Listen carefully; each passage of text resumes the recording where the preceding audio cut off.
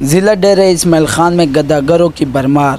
ڈیرہ اسماعیل خان کے اہم مقامات، چوراہوں، بازاروں میں گداگروں نے ڈیرے ڈال لیے۔ حکومتی اقدامات بے سود۔ ضلع ڈیرہ اسماعیل خان شہر کے سڑکوں، گلیوں، مسجدوں، بازاروں، مارکیٹوں، پیٹرول پمپوں، اسپتالوں، غرض یہ کہ آپ شہر کے کسی مقام سے گزریں آپ کو بھیک مانگنے والوں کا سامنا کرنا پڑے گا۔ ضلع ڈیرہ اسماعیل خان میں شہر کے ہر مقام پر گداگروں کا کاروبار ہے۔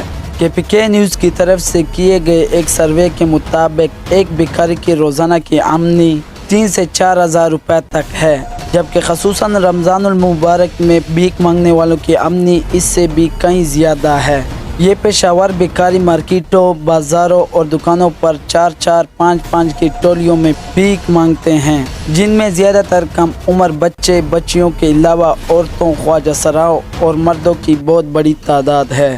بیشتر گداگر خیرات کے پیسوں سے نشہ کرتے ہیں، مگر ضلعی انتظامیہ اور متعلقہ پولیس کے علاوہ دیگر معاشرے نے بھی اپنی آنکھیں بند کی ہوئی ہے۔ یہ پیشہ ور گداگر آپ کو گھیر لیتے ہیں، جن سے آپ کو جان چھڑانا نہایت مشکل ہوتا ہے، بلکہ اب تو تفریحی مقامات بھی ان کی دسترس سے محفوظ نہیں رہے۔